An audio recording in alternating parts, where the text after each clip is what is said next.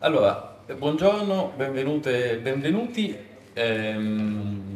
Dunque, questa è intanto è il primo appuntamento delle letterature queer, che quest'anno presentano 4 libri e oggi, diciamo, questa è una cosa che abbiamo chiamato Tavola Rotonda, un incontro come altri che abbiamo fatto in questo spazio, l'Institut Français di Palermo, per approfittare nelle mattine del festival di un tempo lento per parlare di alcune cose.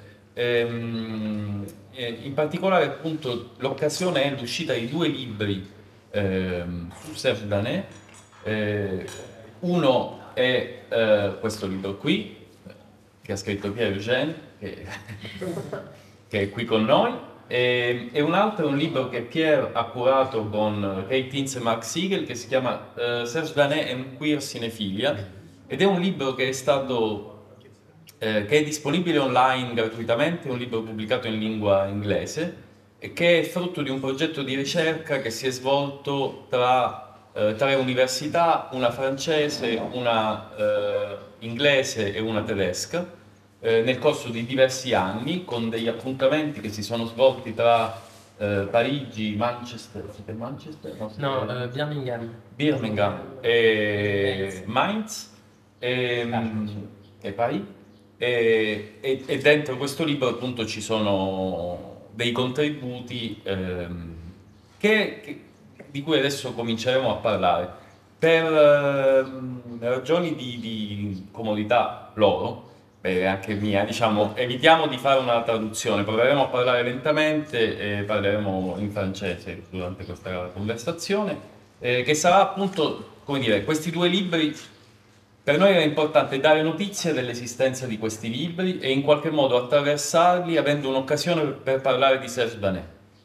E, e partiamo un po' dal Sicilia Queer. Il Sicilia Queer ha una sezione che è dedicata a Serge Danet.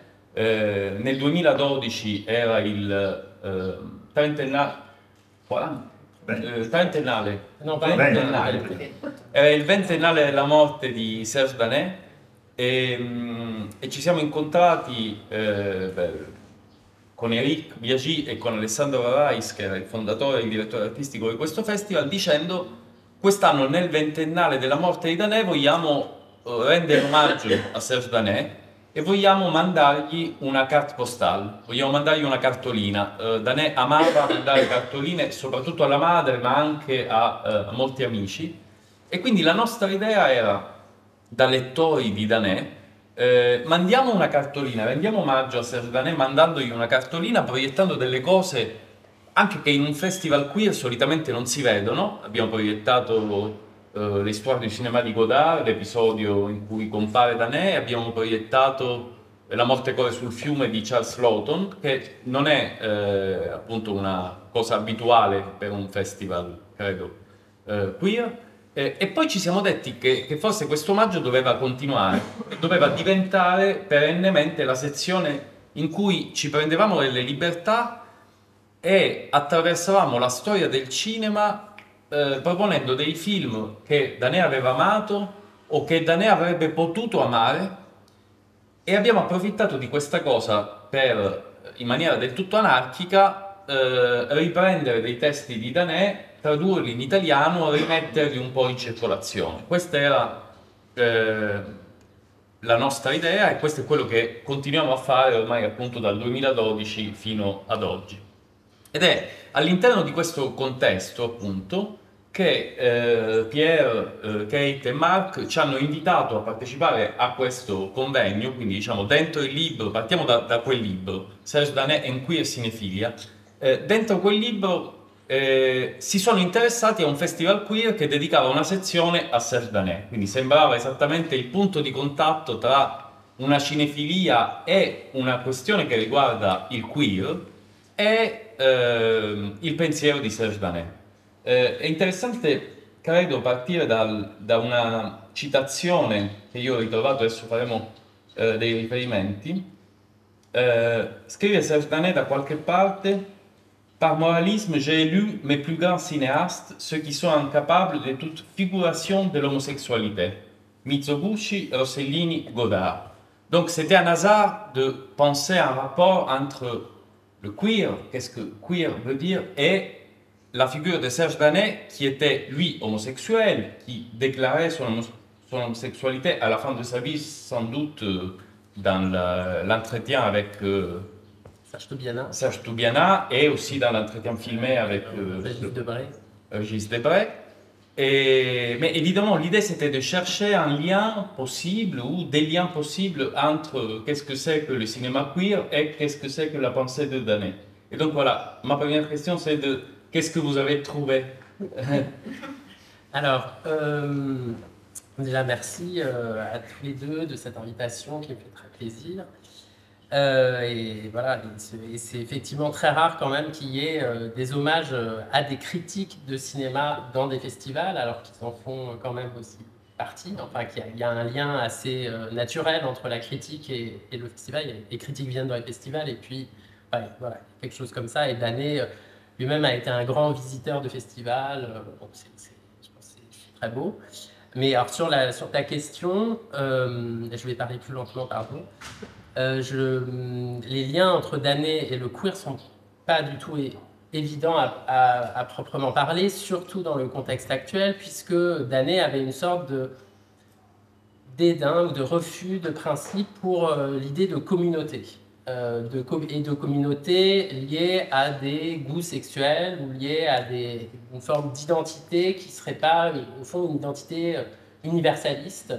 Donc aujourd'hui, il y a aussi un effet dans ce qui se fait théoriquement autour du queer, de la question d'identité, voilà, qui peut-être pourrait regarder son œuvre comme une œuvre un peu du passé. Et s'il faut le prendre, et s'il faut prendre son œuvre, et je pense qu'elle a quelque chose, c'est quand même ce qu'on a essayé de montrer dans le livre avec Kate et Marc, c'est justement dans le regard et quand même une position d'intelligence Moi, ce qui m'intéresse beaucoup, par exemple, c'est les corps. C'est la manière dont il va regarder les corps, comment les corps échappent justement à toutes ces identitaires aussi, mais comment du coup ils sont eux-mêmes des corps queer en transformation, en mutation, qui sont dans qui sont dans les films, comme il reprend cette notion, ce concept de Roland Barthes qui s'appelle le troisième sens, qui est cette espèce d'aura étrange, de choses un peu inexplicables qui seraient dans le cinéma et qui auraient trait à une forme de fascination aussi et d'inexplicable du cinéma. Et il y a plein de biais différents, mais on peut prendre ce biais du corps pour parler du queer, justement. Et chez Danet, il y a clairement cette ligne-là qui s'ouvre. Après, il y en a beaucoup, puisque, comme tous les critiques, il a écrit beaucoup de textes. Tout au long de sa vie, il a écrit environ 1800 textes et entretiens, ce qui n'est pas forcément si énorme que ça. Pour Bazin, qui est mort à 40 ans, il a écrit 2800 textes. Donc voilà, et ils sont tous les deux morts jeunes, donc voilà, ils auraient pu encore écrire beaucoup, beaucoup plus. Et chaque texte est quand même à chaque fois sur un film, sur un cinéaste. Donc forcément, à chaque fois, c'est des pistes qui s'ouvrent. Et c'est à nous, en lisant ces textes, de tracer un chemin discontinu, accidenté entre les idées de ces textes. Et donc c'est à nous de fabriquer à l'intérieur de l'œuvre de Danet et à l'intérieur de ce qu'il nous donne, de trouver ce qui peut nous intéresser et comment ça peut résonner. Et je pense que le queer, effectivement, il résonne vraiment dans les textes, plus que dans sa vie, ou même dans ses déclarations, de principes comme ça.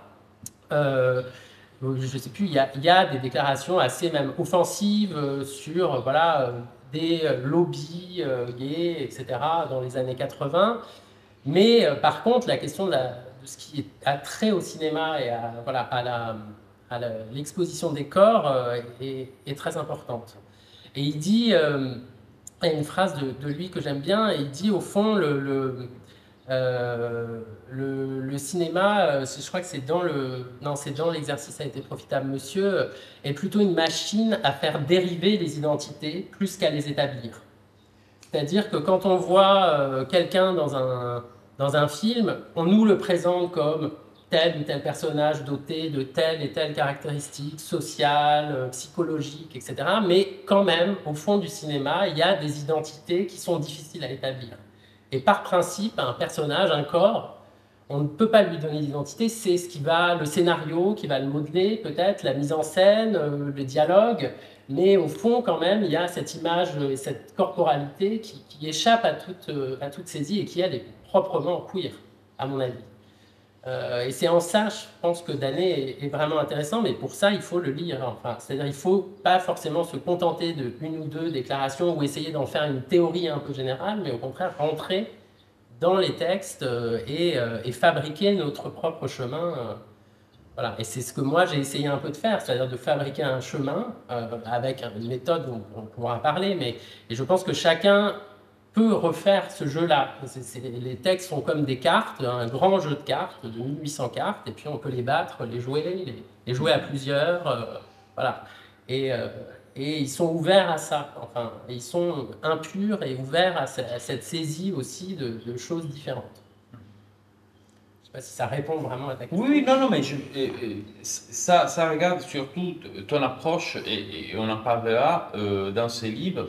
Je me demandais si disons, dans la recherche que vous avez faite, vous avez trouvé aussi d'autres pistes, toi en tant que chercheur, d'autres qui ont participé au colloque, qui ont participé au livre, s'ils ont ouvert des choses auxquelles tu n'avais pas pensé et qui ont donné disons, voilà, d'autres pistes de lecture de...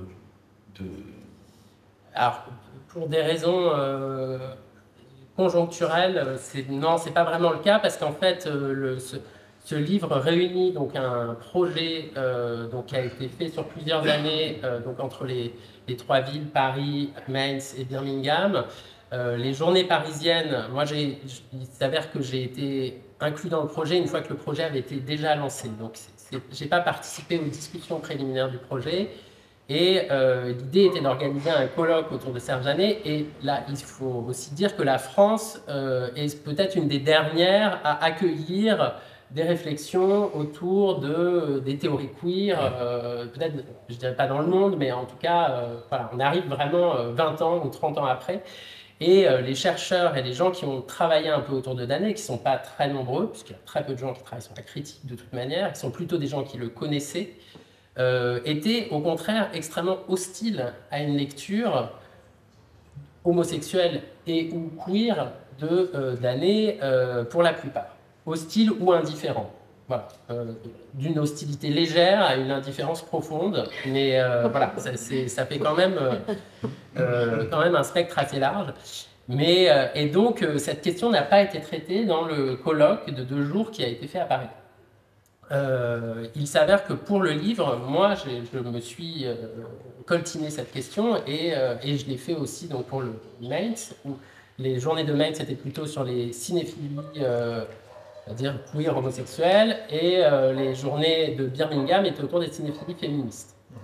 Mais en fait, ce qui est apparu assez vite, c'est que dans les journées de Mainz, au fond, nous deux avions un lien assez fort à Danet et on pouvait faire le pont entre les deux, mais les autres pas tellement. Et à Birmingham, la question n'a même pas été posée. Et je pense que même beaucoup des gens qui sont intervenus ne connaissaient pas forcément Danet lui-même ou ses écrits. Enfin, à part peut-être ce qui c'était, mais pas plus que ça. Et il faut ajouter que dans le champ anglo-saxon, Danet n'a pas été traduit pendant très longtemps, et c'est que depuis quelques années qu'on a commencé à traduire ses écrits. C'est toi qui avais fait un site internet, mais Serge Danet en anglais, c'était... Non, c'est pas moi du tout. Non, c'est Laurent Krexmar, qui est vraiment un bénévole et un passionné, un cinéphile passionné, qui a entrepris depuis 15 ans de traduire des textes de Danet en anglais en s'aidant d'autres personnes. Il est français en plus, donc c'est même pas, l'anglais n'est pas sa langue maternelle.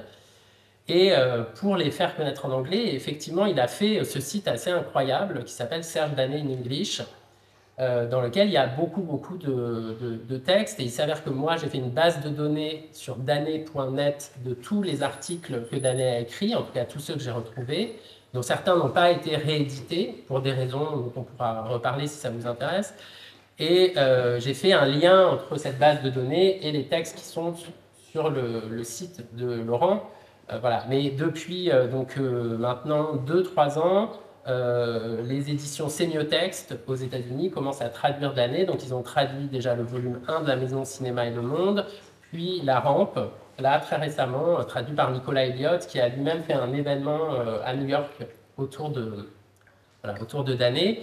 Et il prévoit voilà, de faire le volume 2, le volume 3, le volume 4, et je pense enfin traduire l'intégralité. Le seul livre de d'année qui était traduit en anglais, c'était donc Le Guardo Ostinato, donc Persévérance en français, dans une traduction qui était elle-même pas géniale. Voilà. Donc c'était au fond le pays qui avait le moins traduit d'année, et enfin ils s'y mettent, quoi. Donc c'est aussi une des raisons de la méconnaissance, puisque la question de l'édition, elle est très importante pour des critiques. Marguerite Duras disait que quand elle écrivait pour le journal Libération, elle écrivait sur les papiers d'un jour, qui le lendemain allait servir à emballer le journal.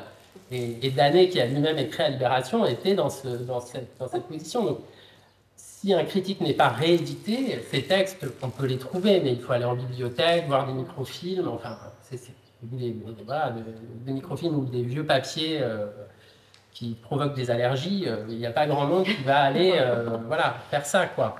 Donc l'édition fait exister quelqu'un. Et si Danet a existé en France, et si Bazin maintenant recommence à être peut-être lu et autrement, c'est grâce au travail des éditeurs. Et c'est quand même fondamental.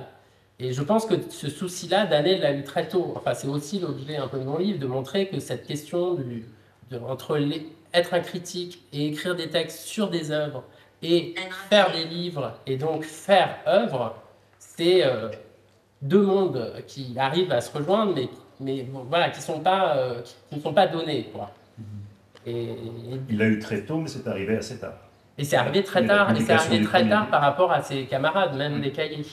Et à mon avis, il y a un nœud dans son œuvre, enfin dans sa psychologie sur justement le passage au livre lui-même, puisque Persévérance, qui est donc un livre d'entretien dont Danet a écrit le premier chapitre, le travelling de Capot, était au départ prévu comme un livre. Et ce qui est très émouvant, à la fin de l'année, donc vous savez sans doute qu'il est mort du sida en juin 92, et que le sida, à l'époque, avant les trithérapies, était une condamnation immédiate, enfin évidente, absolue, qui laissait quelques années devant soi, mais seulement quelques années ou quelques mois. Et donc, à la fin de sa vie, Danet avait deux projets, en fait, qui étaient, un, de faire enfin ce livre, qui devait être un livre sur l'enfance et le cinéma, à partir notamment de Agamben, de Enfance et Histoire de Agamben, et de l'autre côté, de faire une revue qui sera la revue Trafic.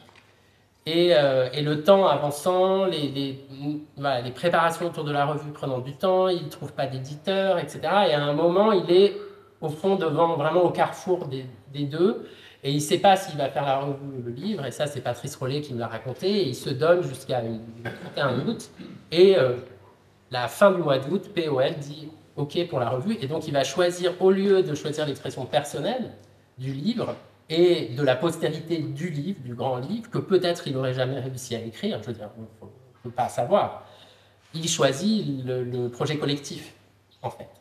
Et qui est une manière, au contraire, de fonder quelque chose qui reste du collectif, au fond. Et il me semble que dans son écriture, il y a toujours ça, il y a toujours une traversée entre du personnel, du singulier et du très singulier, et du collectif. Et dans ce livre que j'ai fait, c'est aussi ça que j'aimais montrer, c'est-à-dire de montrer un Danet avant Danet. Je dis toujours que j'ai failli appeler ce livre Les années non légendaires de Serge Danet. Mais l'éditeur n'a pas voulu parce que c'était pas vendeur. C'est pas vrai, il m'a pas censuré, on aurait pu l'appeler comme ça, mais c'était pas très vendeur. Et Danet lui-même a appelé ces années-là des années non légendaires, surtout la période théorique très forte des cahiers du cinéma, de celle qui a lieu entre fin des années 60, 67, 68, et puis 71, 72 jusqu'au tournant maoïste. Mais c'est les années où Danet n'existe pas en tant que figure. cette figure, elle va la développer, il va la continuer au fur et à mesure des années 80, en écrivant pour un plus large public, puis en allant à la radio à partir de 85 avec une émission sur une chaîne de radio publique française qui s'appelle France Culture, pendant 5 ans, puis après en apparaissant à la télévision, etc. Et il dit d'ailleurs, je sais plus, je crois que c'est dans Persévérance, il dit « J'ai mis longtemps à apparaître, à accepter d'apparaître moi-même. J'ai attendu longtemps qu'on me voie. » Et un de ses derniers entretiens, vraiment qui a été fait quasiment juste avant sa mort, qui est un entretien pour Art Press, s'appelle « Dans la lumière ». Et il dit « Qu'est-ce que c'est d'être dans la lumière ?» Il s'interroge sur la question de l'acteur qui, justement, veut apparaître et veut être dans la lumière. Donc toutes ces questions-là, je pense qu'il se les est vraiment posées. Et moi-même, je pense que les dernières émissions, comme Itinéraire d'un cinéphile, sont des émissions où justement Danet fabrique un personnage aussi. C'est-à-dire qu'un personnage, c'est ce qu'on peut se souvenir. C'est une figure un peu mythologique peut-être, mais une figure évanescente. Il va beaucoup écrire sur le personnage dans ces dernières années, et je pense que c'est une manière un peu testamentaire de léguer à la postérité une image de lui qui reste. Et pas seulement des textes, mais aussi une figure qu'on puisse se réapproprier, identifier. Et donc, tout cet itinéraire entre vraiment être au sein d'un groupe, puis apparaître, puis disparaître, mais rester sous une autre forme, ce que j'avais un petit peu écrit dans le texte de l'année dernière du catalogue, qu'est-ce que ça veut dire de devenir un fantôme, de devenir une figure de cinéma, en fait. Et ce que faisait Marc Rapaport, c'est ça que Danet a mis en œuvre aussi, je pense, dans les écrits de la fin. Donc il y a tout ce trajet qui est assez intéressant, où au début il s'intéresse plutôt à la mise en scène, au cadre, et puis il va questionner l'acteur, puis après ce qu'il y a entre les deux, le personnage, qui n'est ni l'acteur, ni le réalisateur, ni le scénario, mais une sorte d'entité où tout fait pression sur elle et qu'il faut sauvegarder. Voilà, et il parle de notamment la SPP, donc la SPA en France, c'est l'association de protection des animaux, et donc il dit qu'il faut une SPP pour protéger les personnages, une société protectrice des personnages. Et bon, les textes disponibles de Danet en italien sont très peu, sont Lo sguardo ostinato qui est Persévérance, et les deux sont publiés par Il Castoro. Après il y en a un autre publié par EO. Mais les trois textes en italien sont épuisés, sont plus disponibles, e on les trouve que chez les bouquinistes, si trovano soltanto di seconda mano. Ecco. Lo sguardo ostinato è un libro meraviglioso ed è diciamo, questo libro Perseverance. Poi è stato tradotto in italiano un libro che si chiama L'exercice a été profitable, monsieur, che in italiano si chiama Diari e scritti, non so bene, è una raccolta di scritti, appunto dei diari, degli appunti personali di Danet, e ci arriveremo.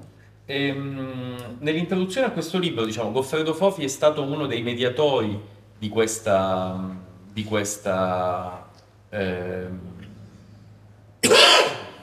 dell'arrivo di Danet in Italia. E Goffredo Fofi scrive una cosa che è centrale nel tuo libro, e cioè quanti critici hanno una biografia. La questione della biografia è la questione che sta tra le tante al centro di questo libro, perché questo è un libro, c'è una bellissima introduzione di Hervé Joubert Laurensin, che è stato anche qui, è il curatore di tante cose, tra le altre degli scritti completi di André Bazin, e che è stato il tuo direttore di tesi, di dottorato, che racconta della fortuna di Pierre Eugène di aver passato del tempo a fare un viaggio con Danet negli scritti di Danet. È un viaggio di lettura lenta, di lettura attenta, che prova a fare un percorso dentro gli scritti di Danet, ma non soltanto negli scritti di Danet, ma avendo per la prima volta, credo, almeno dal punto di vista della restituzione pubblica, accesso ai diari di Danet, ai quaderni di Danet e anche alle cartoline di Danet, che sono riprodotte all'interno di questo testo. Diciamo, tra tra i punti di contatto, perché Danè è una figura interessante perché è una sorta di crocevia tra mondi diversi. Lui citava Agamben, un testo di Infanzia e Storia pubblicato nel primo numero di Traffic, ma i libri sul cinema di Gilles Deleuze non esisterebbero senza la figura di Danè. E allora Deleuze scrive a più riprese in qualche modo su Danè, un testo è dentro questo libro che in italiano è pubblicato da Quadlibet, si chiama Pour Parler, e dentro questo libro Deleuze dice diverse cose, e una di queste è questa, la leggo in italiano. Qual è allora la ragione del viaggio, in ultima istanza, se non quella di verificare, di andare a verificare qualcosa di inesprimibile che proviene dall'anima, da un sogno o da un incubo, anche solo per sapere se i cinesi sono gialli come dicono o se un certo colore improbabile, un raggio verde, una certa atmosfera bluastra e purpurea esiste veramente da qualche parte laggiù. Il vero sognatore, diceva Proust, è colui che va a verificare qualcosa. Donc, toi, dans ce livre, tu as fait un voyage au pays de Danè. Tu as fait ce que les anthropologues appellent un terrain, un voyage de voyage, écrit Hervé Joubert-Lawrence. Qu'est-ce que tu as vérifié? Alors, je n'ai pas fait un voyage au pays de Danè, j'ai voyagé avec Danè. C'est pas tout à fait la même chose. Parce que je pense pas qu'il y ait de pays de Danè, enfin je ne dirais pas comme ça, lui il parlait effectivement du cinéma comme un pays supplémentaire sur la carte. Et peut-être, enfin je sais pas, mais c'est un livre étrange parce que c'est un livre qui n'est pas ni une biographie de Danè. Moi j'ai appelé ça une histoire de son écriture. Sur le plan historique lui-même, je pense que des vrais historiens qui, pour certains, considèrent que je n'en suis pas un, auraient peut-être pas tort, puisque j'ai pas fait tant d'entretiens que ça avec des gens. J'en ai fait quelques-uns, mais très très peu. Et assez vite, par une sorte de hasard, qui n'est pas très intéressant de raconter, mais des hasards qui arrivent dans la vie, j'ai rencontré la cousine de Danè qui m'a donné accès à des archives privées que personne n'avait, non seulement personne n'avait consulté, mais dont quasiment personne n'avait connaissance.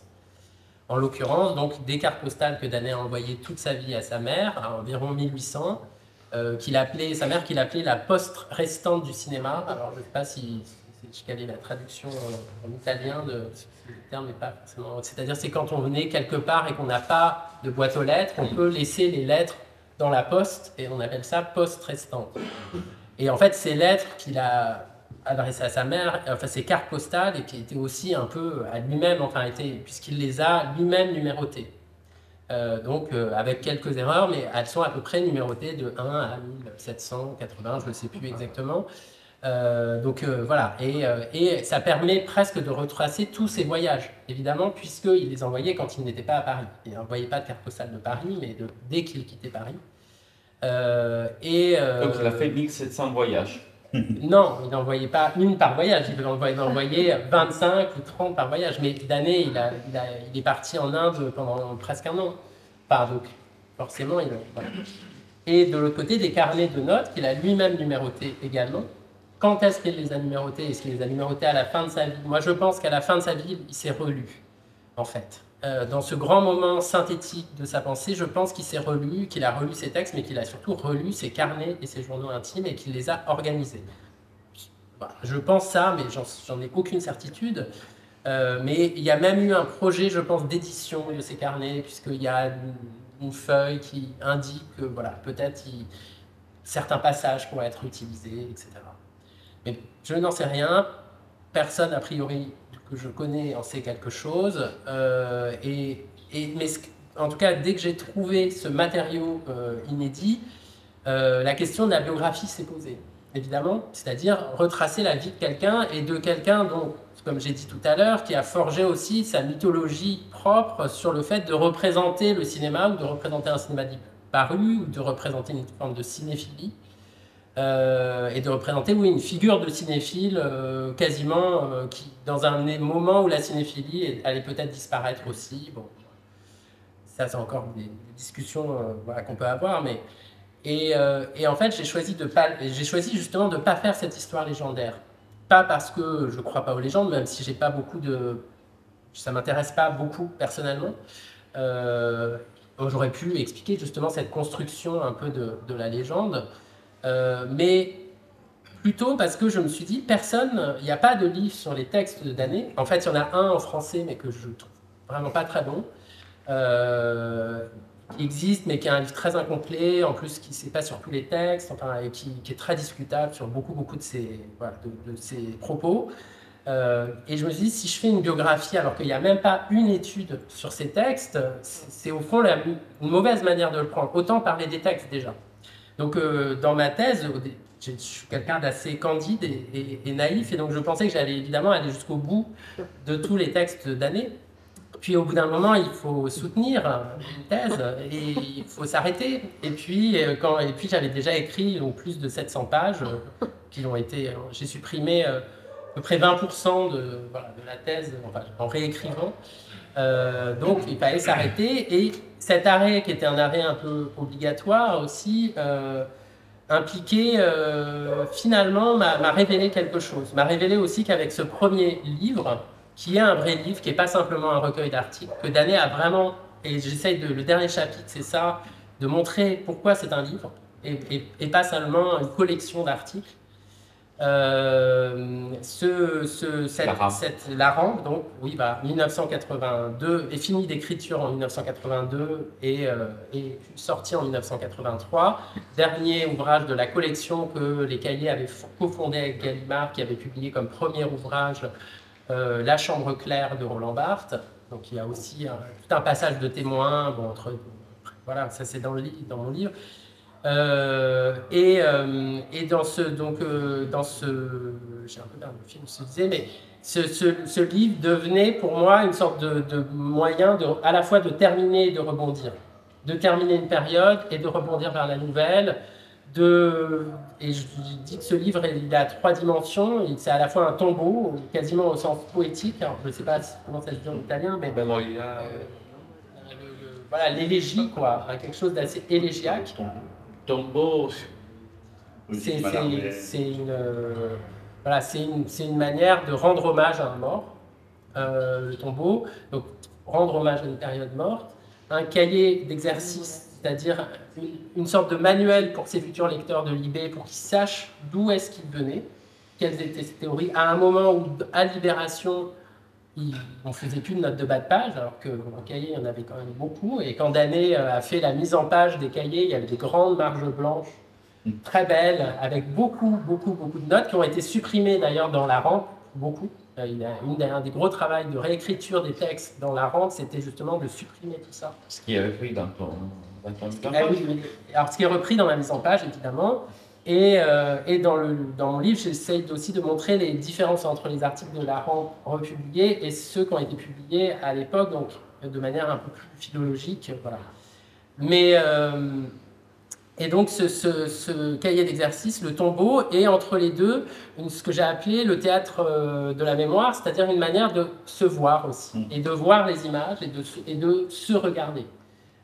Et c'est un livre qui oscille entre le nous collectif des cahiers, le jeu personnel de Danet, et le jeu et le nous sont déjà à l'intérieur. Enfin, et toute la construction du livre repose justement sur ces questions de théâtre. Le livre s'ouvre sur un souvenir personnel d'un enfant qui a peur, qui est dans le cinéma, et dont le premier affect a été la peur, comme Barthes, hein, en citant en ouverture une citation de Hobbes qui s'appelle la plus grande passion de ma vie a été la peur. Citation qu'on a longtemps cru apocryphe, mais qui en fait ne l'est pas. C'est le plaisir du texte. Je crois que c'est en ouverture du plaisir du texte, il me semble, ou de Roland Barthes. Mais ça doit être, je pense que c'est le plaisir du texte. Donc en partant de la peur et puis en arrivant dans cet état où le cinéma n'était peut-être plus tout à fait le cinéma, mais devenait autre chose. Donc c'est un livre absolument passionnant dans sa construction, et pas évidemment dans ses textes, mais aussi dans sa construction.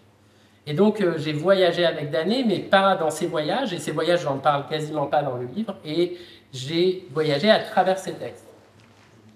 Alors peut-être, si je peux expliquer simplement l'espèce de méthode un peu étrange que j'ai voulu faire et pourquoi j'ai fait et comment au fond j'ai fait ce livre. C'était ma grande question de départ, c'était, puisque avant de vouloir faire ce livre, je voulais faire un livre sur la critique de cinéma en France, voilà, tout simplement. Ce qui s'est révélé assez infaisable, on me l'a bien fait comprendre, donc j'ai choisi quelque chose qui me paraissait plus restreint, qui était d'année, toujours dans ma grande voilà, candeur. Et puis à un moment, il a fallu quand même voilà, lire, enfin les textes, je les connaissais un peu, mais évidemment on ne connaît pas quand on ne travaille pas.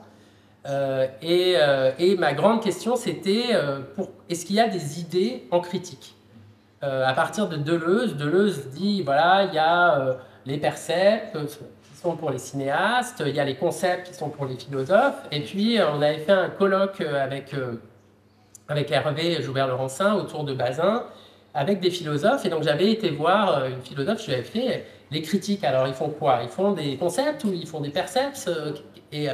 Et je pensais qu'elle allait me donner une réponse, mais évidemment, elle ne l'avait pas. Et donc, elle ne savait pas. Et donc, c'était Anne Sauvagnat, voilà, qui est une spécialiste de Deleuze, quelqu'un qui a beaucoup travaillé sur Deleuze et là, enfin, voilà, qui est une très grande philosophe. Mais évidemment, enfin, de toute façon, c'était sur un coin de table, un repas, donc il ne s'agissait pas qu'elle me donne une réponse très précise, mais au fond, ça posait question, ou moi, ça me posait question. Et donc, j'ai cherché une manière, même personnellement, de trouver comment est-ce qu'on pouvait appeler ça. Donc, j'ai appelé ça des météories à une époque. Bon, voilà. Et je me disais, mais au fond, les idées de Danaé, puisqu'on se souvient notamment de ce fameux concept qui s'appelle le visuel, qui développe à la fin de sa vie, qui développe dans plein de textes. Et je me suis dit, est-ce que c'est vraiment un concept? Est-ce qu'on peut en faire la théorie? Est-ce qu'il faut partir de ces idées, de ces concepts? Et je me suis assez vite rendu compte qu'en fait, bien sûr qu'il y avait des idées, mais que ces idées, elles bougeaient. Et elles n'étaient pas tout à fait la même entre un texte écrit à tel moment, sur tel film, sur tel auteur, qui sortait quand même du film. L'idée venait peut-être arriver d'ailleurs, et puis elle a rencontré le film et il se passait un truc. Mais en tout cas, on pouvait, si on extrayait totalement cette idée de son contexte, de ce texte-là, ça forçait quelque chose.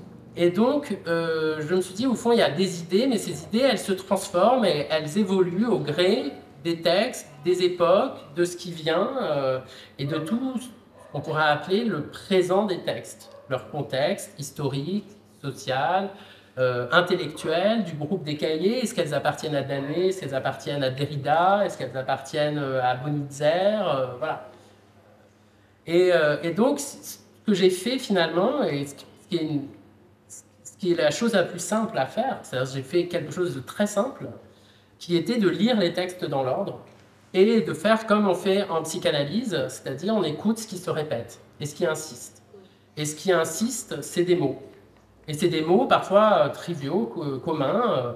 Le mot qui revient le plus souvent dans les textes de la première période de Danaé, des années 60, c'est le mot vie, VIE, qui n'est pas un mot, voilà, c'est pas vraiment un terme métaphysique quand même. Enfin, ça peut revenir chez certains philosophes, mais c'est un mot commun quand même. Vie, et puis il y a effectivement, il y a vague, il y a certains mots comme ça qui reviennent, et donc je me suis demandé, voilà, et qu'est-ce qui fait que les textes sont des textes, et qu'est-ce qui fait qu'il y a quand même quelque chose qui, quand on met les textes les uns à la suite des autres, fait qu'il y a un mouvement de pensée, et des mouvements de pensée, des lignes de pensée qui se développent.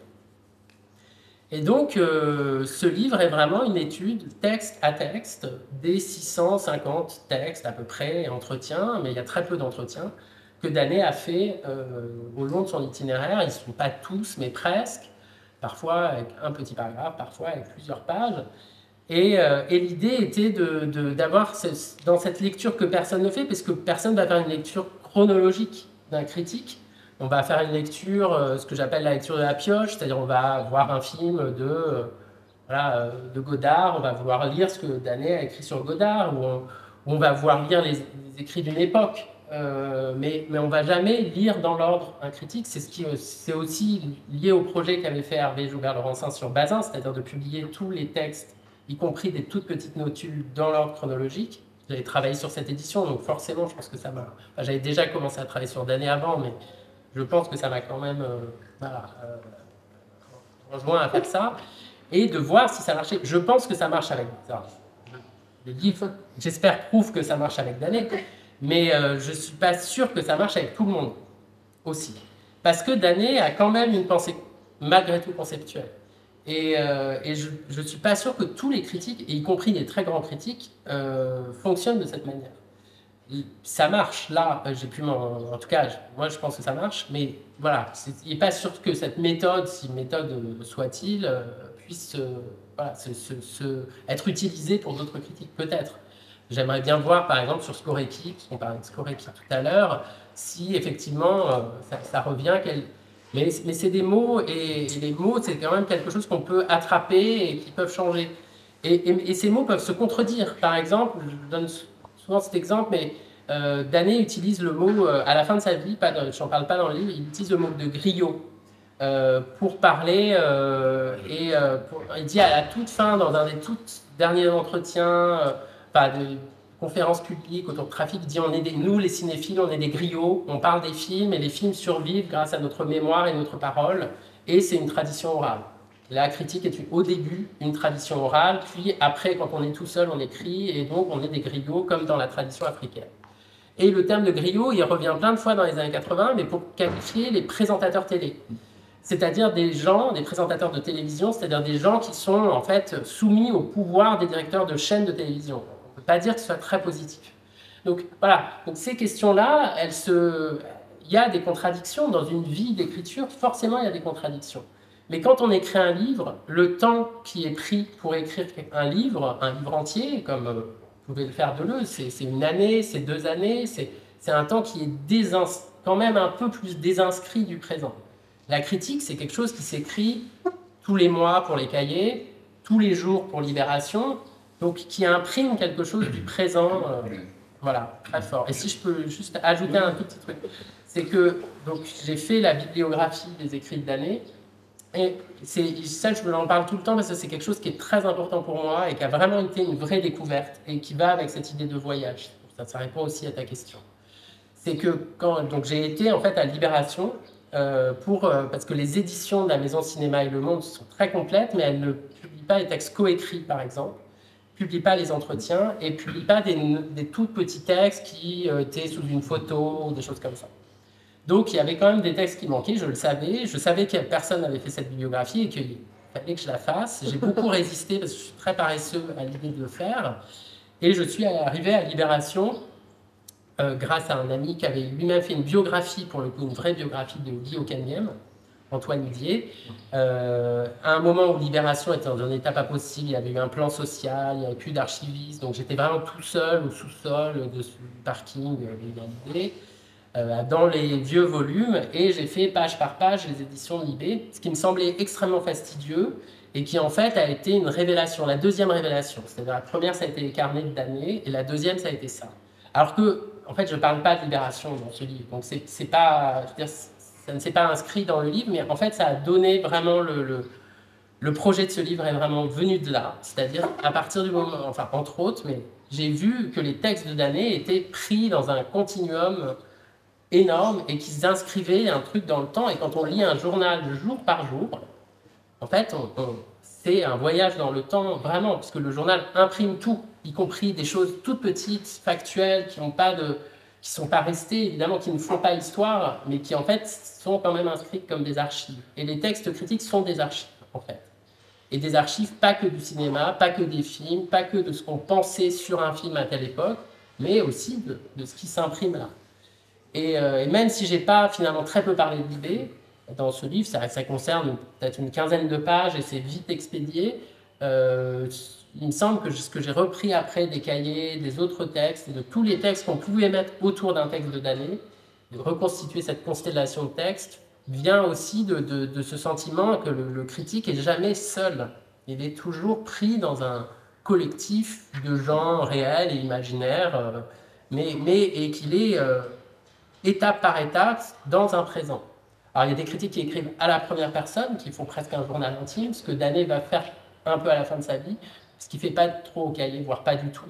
Et son homosexualité, justement, ne s'exprime pas, et même au contraire, elle ne se dissimule pas, mais il y a vraiment un hiatus entre les deux.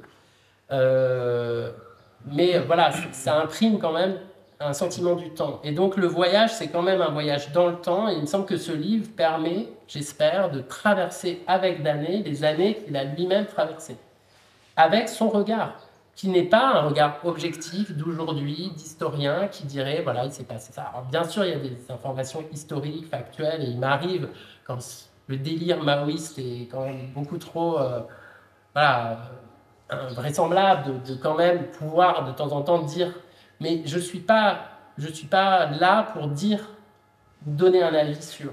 Je suis là pour essayer de montrer comment Danet lui-même l'a traversé. Donc c'est vraiment, voilà, je suis un peu son sac à dos, je sais pas, comme ça, mais c'est voilà, c'est un voyage avec lui plutôt que sur ses terres ou sur, sachant que c'était lui-même quelqu'un qui ne possédait presque rien.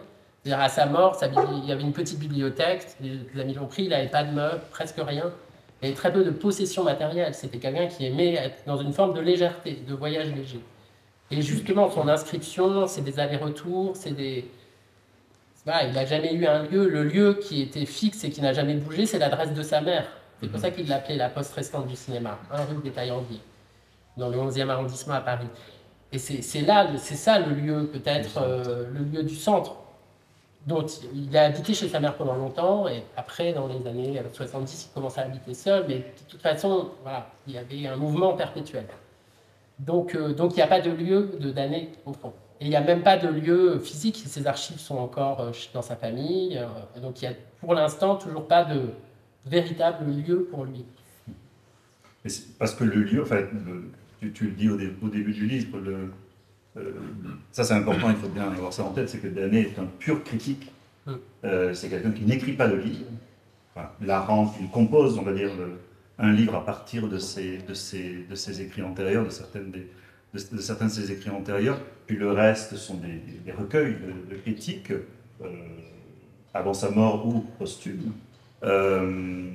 Et son histoire est liée à des revues ou à un journal. Son histoire est liée au cahier du cinéma, bien sûr, principalement, et c'est l'objet du livre, au journal Libération, et puis à la fin de sa vie, au début de Trafic. Et si, peut-être pour revenir sur ce que disait André tout à l'heure, sur qu'est-ce que tu as vérifié dans ce voyage, peut-être ce qu'on peut vérifier à la lecture du livre, c'est que Danet, ça pense très vite. Ça pense très vite.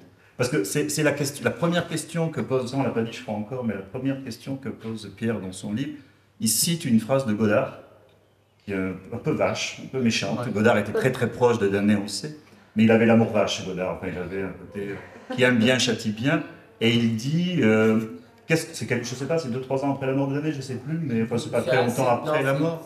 Il dit, qu'est-ce qu'on va retenir de Danet, enfin, on va retenir 2-3 idées, mais est-ce qu'il y a une pensée? Est-ce qu'on va retenir une pensée? Et il dit il y a une pensée Bazin. Et il dit il y a une pensée Bazin, absolument. Et tout le livre de Pierre, c'est pour dire, c'est pour répondre aussi à cette question. C'est-à-dire, non, il n'y a peut-être pas une pensée, mais où il y a une pensée multiple. C'est tout l'objet du livre. Mais c'est surtout ce qu'on constate, c'est qu'à travers tous les articles, tous les textes mensuels ou quotidiens, pas quotidiens, on ne le voit pas trop dans le livre bien sûr, mais publiés par Danet, ça pense tout le temps. Il pense cinéma tout le temps. Il pense plus vite que les autres. Et il y a une chose qui m'a frappé, alors ça peut sembler anecdotique, mais c'est Sylvie Pierre, qui était critique de cinéma, très proche de Danet aussi, qui l'écrit. Il voulait être, comme critique, il voulait être plus intelligent que les autres. Il voulait être le plus intelligent, encore une fois. Le cinéma. J'adore cette oui, absolument. Et ça se sent parfois dans ses articles. Il a cette tendance ou cette tentation parfois de vouloir avoir le dernier mot quand même. Oui. C'est très fort, enfin, peut-être. Dans les articles de Danet. Voilà, et c'est très... en ce sens, c'est pas une biographie, bien entendu, loin de là. C'est peut-être une biographie intellectuelle. Alors, je préfère le mot itinéraire, en effet, qui est très danéien, ça renvoie au voyage, ça renvoie à l'itinéraire du cinéphiste, plutôt que le mot biographie. Mais c'est quand même un itinéraire passionnant dans la carrière, l'œuvre, là aussi c'est un point d'interrogation, d'un critique, et qui est assez unique, parce que c'est un critique qui part d'une critique cinéphile classique, on va dire. C'est un cinéphile des années 60, un jeune cinéphile, dont le premier texte est sur un de ses films de chevet, c'est Rio Bravo de Hawks. Et d'ailleurs, tout à l'heure, tu parlais, parenthèse, mais tu parlais tu dis ça d'ailleurs, tu parlais de la dimension testamentaire de la fin de sa vie. C'est étrange que dans la première phrase de la première critique publiée de l'année dans les Cahiers du cinéma sur Rio Bravo de Vox, il est question de testament. Première phrase. Rio Bravo est le testament, peut-être le testament de Vox. Très très étrange. Il y a déjà cette dimension-là, presque tombeau. Enfin, ces premiers textes sont des textes extrêmement déjà dans une forme de disparition, de conscience de la disparition. Absolument. Et de mélancolie. C'est très frappant. Ouais, c'est un truc qui m'a frappé en relisant les textes. La mélancolie, peut-être qu'il faudra en reparler après, parce que c'est vrai que c'est une dimension très importante.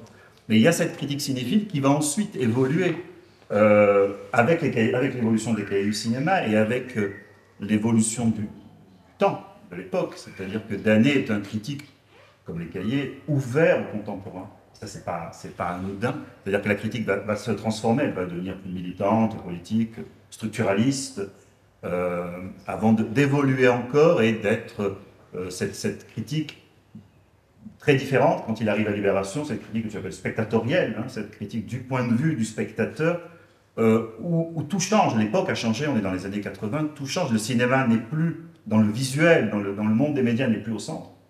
Et donc le contenu des textes de Danet et la forme des textes de Danet changent. Là, c'est là, à mon avis, qu'il devient absolument génial. C'est-à-dire qu'il s'invente une écriture, il s'invente un style.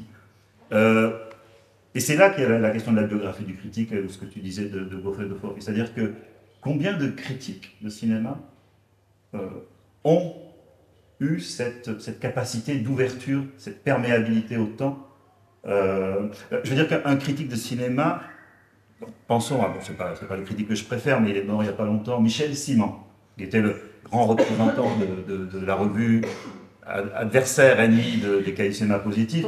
La pensée de Michel Simon, s'il y en a une, alors, mais c'est un critique de cinéma, il a écrit des livres d'entretien sur Kubrick, Kazan, etc.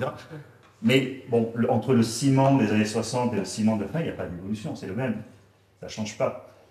Pour prendre un critique plus intéressant, je ne sais pas, quelqu'un comme on a ici le formidable livre, alors lui, auteur d'une œuvre, le dictionnaire des films de Jacques Lourcel. Oui, alors Lourcel, c'est quelqu'un qui a eu raison, enfin, de son point de vue, hein, tout de suite, jusqu'à la fin. Enfin, il n'a pas varié. Voilà, je trouve que les critiques. Danet dit quelque chose. Et Danet, il y a 2 pages magnifiques dans la maison Cinéma et le Monde quand il reçoit le dictionnaire des films. C'est dans Trafic. C'est dans le numéro 1, je crois, de Trafic, où il parle qu'ils font des textes qui sont écrits comme des journaux intimes. Donc, qui sont vraiment, le premier s'appelle Journal de l'an passé, le deuxième Journal de l'an présent, et le troisième Journal de. Je sais plus. Pardon. Et il dit un truc horrible sur Lourcel. Il dit, je le résume, il dit Lourcel est quelqu'un qui a laissé passer son tour. C'est-à-dire, en gros, moi, Serge Danet, j'aime à peu près les mêmes films que lui. Il a raison sur le cinéma classique. Et Danet écrit par ailleurs, je crois que c'est dans un de ses carnets, il dit je n'ai pas aimé spontanément le cinéma moderne, je me le suis imposé. Hein. Ce qui veut quand même dire beaucoup pour quelqu'un qui a quasiment écrit que sur la modernité et le présent. Donc c'est pas naturel chez lui. Il dit au fond, Lourcel, ils sont nés la même année, ils sont nés en 1944. Lourcel est quelqu'un on ne peut pas être à ce point contre son époque.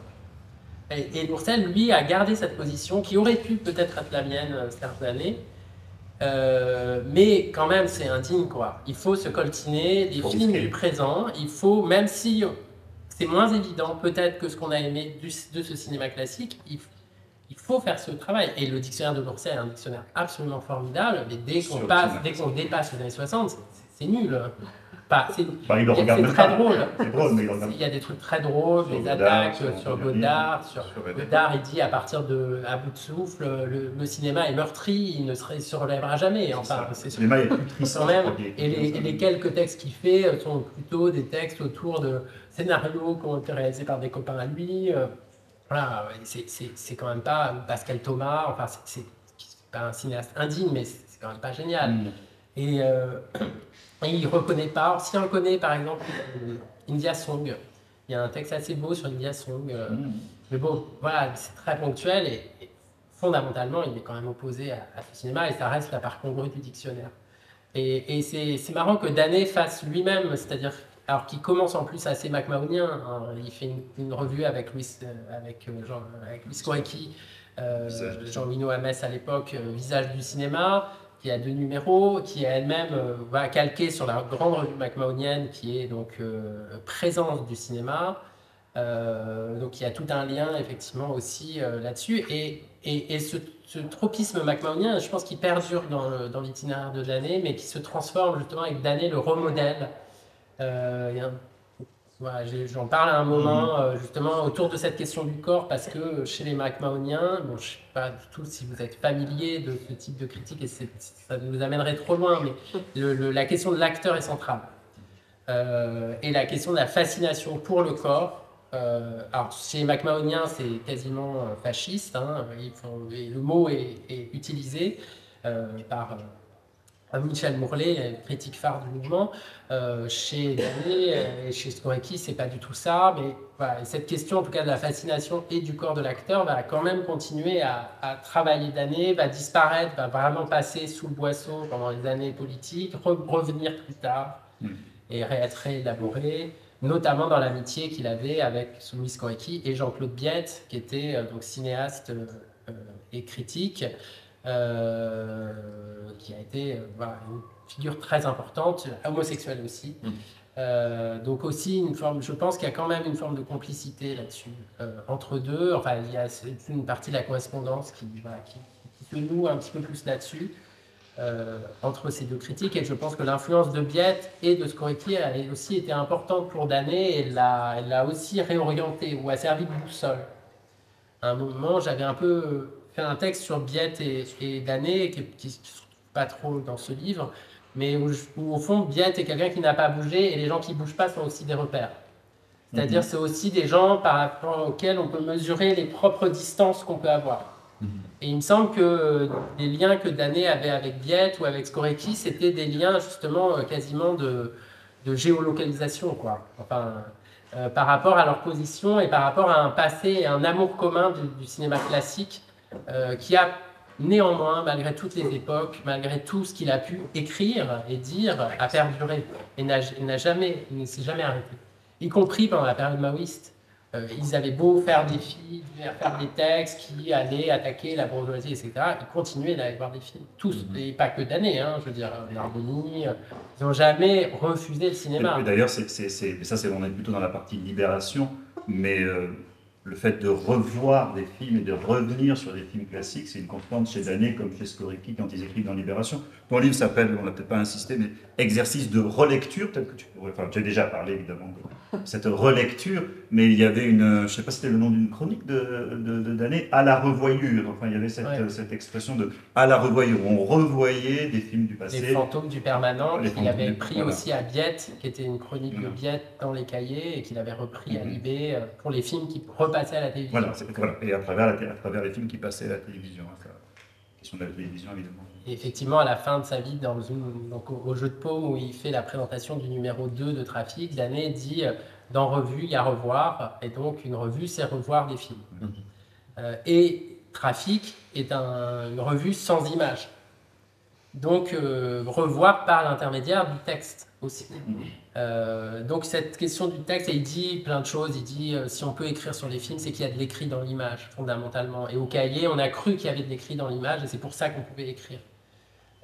Et qu'on pouvait réécrire, en fait, ou élaborer à partir d'une écriture qui était déjà là. Alors, on peut l'entendre sous un mode un peu sémiologique, structuraliste, mais je pense qu'en 92, Danet ne l'entend plus totalement comme ça, et il l'entend dans l'idée que la mise en scène est une écriture, et que beaucoup des cinéastes qui ont intéressé les cahiers Danet étaient des cinéastes eux-mêmes écrivains, comme Duras par exemple, ou qui en tout cas ou Godard, qui avait un rapport fort à l'écrit ou au mot. Voilà. Et donc toute cette question d'écriture, évidemment, moi, elle m'intéresse aussi dans la manière que j'ai d'aborder Danet par son écriture, en étant parfaitement conscient que ça laisse dans l'ombre aussi des parts très importantes de ce qu'il était, sans doute. Mais et tous les carnets, en fait, concernent majoritairement les voyages. La majorité, je dirais 80% des textes des carnets sont des textes écrits en voyage, dans lesquels la mention du cinéma n'apparaît pas. Donc, ces textes, je n'en ai pas parlé. J'en fais parfois rapidement mention, mais très rapidement, mais ça, ce n'est pas voilà, j'ai fait ce choix aussi de voir Dannée à travers ce qui y est écrit, ou à travers ce qui s'est écrit. Ce qui est un peu discutable, mais à la fin de l'introduction, je dis quelque chose auquel je pense vraiment, qui est la relecture veille au futur des textes. Et je pense que chacun peut rebattre ses cartes, en fait. Et que, tant mieux, il y a un premier livre sur Dannée, mais il n'y a aucune raison que ce soit le livre définitif, justement, ou le livre qui dirait la vérité de ces textes, ou je ne sais quoi. Il me semble que, justement, ils sont suffisamment multiples et ouverts, et écrits dans cette rapidité qui, justement, n'est pas démonstrative, demande à... Je parlais aussi de la critique comme sur-parole, on croit sur parole, la critique. Quand on n'a pas vu le film, par exemple, on est forcé de croire sur parole, de ne pas avoir tant vu que ça. Donc il y a parole, et puis il y a la parole et l'écriture, bon, qui sont aussi quelque chose de très lié. Mais voilà, ces textes, et surtout les textes des cahiers qui sont des textes longs, complexes, qui demandent une sorte d'effort, de compréhension, justement, donc de travail du texte. Il me semble qu'on peut on peut les rejouer, en fait. Moi, j'ai décidé de les jouer dans l'ordre. Mais je pense qu'il y a plein d'autres manières de s'en saisir, et c'est des textes d'une telle richesse que, franchement, voilà, je pense qu'il y a beaucoup d'autres travaux qui peuvent être faits sur ces textes. Moi, ce que j'ai essayé de faire, c'est qu'ils soient un peu plus compréhensibles, notamment dans leurs références, et qu'on comprenne ce qu'il y avait autour. Mais c'est des textes parfois tellement denses aussi que rien que raconter l'article, raconter ce que dit Dannée dans un de ses textes, me prenait parfois plus de pages que l'article lui-même. Donc voilà, il faut avoir une forme d'humilité. Ça donne une forme d'humilité quand même aussi. Hein. Mais c'est des textes qui jettent des choses et qui essayent des idées, qui expérimentent des choses, comme quand on parle, on expérimente des choses. Et il y a cette dimension expérimentale, d'essai dans les textes de Dannée, même dans des textes très travaillés qui, je crois, lui demandaient beaucoup de peine et d'effort. Effectivement, voilà, ce sont des textes où il y a des choses qui sont esquissées, qui parfois on se dit, bon, est-ce que c'est vrai, est-ce que c'est pas vrai, quel crédit on peut donner à ça. Donc c'est à nous justement de récupérer ça, et on n'a pas à se laisser forcément convaincre même, en fait. D'ailleurs, il fait pas de... quand on disait c'est un pur critique, il fait jamais vraiment de critique de film. Enfin, c'est-à-dire que c'est toujours une critique de cinéma à travers le film. Et ça renvoie toujours, quand tu parlais du contexte, toi, dans ton analyse, ton approche des textes de Dannée, tu as essayé de donner vraiment le contexte. C'est en effet important parce qu'il va toujours... Point d'arrivée de tous les autres critiques. Bah, c'est évident avec Théorème. Comme s'il les prenait... Avec Théorème, c'est même réfléchi. Il vient après 3 ou 4 textes. C'est ça. Et là, en plus, il y a un truc interne de combat dans les cahiers. Enfin, il y a tout un truc justement humain, de rapport humain. Mais dans n'importe lequel de ces textes, on a l'impression qu'il se dit lui-même déjà, bon, qu'est-ce que les gens vont écrire de plus évident? Quels sont les thèmes de ce film? De quoi ça parle? Quel est l'intérêt publicitaire, enfin, mais au sens même, voilà, qu'on va trouver naturellement à ce film? Et ça, il le laisse de côté, et il va prendre quelque chose qui est là aussi, mais qui paraît secondaire et dont il va faire le centre, souvent. Et qui en fait, il reprend le film un peu à rebrousse-poil, enfin, je ne sais pas trop comment on peut dire, ce qui fait que c'est extrêmement éclaircissant, ça donne des idées, et je pense quand même qu'il parle du film, et je trouve qu'il a un talent de description incroyable pour raconter le film en 3 lignes, d'une manière lumineuse, et quand il parle du film, le film est là, c'est-à-dire on le voit quand on lit, mais quand on voit le film, c'est vrai ce qu'il dit.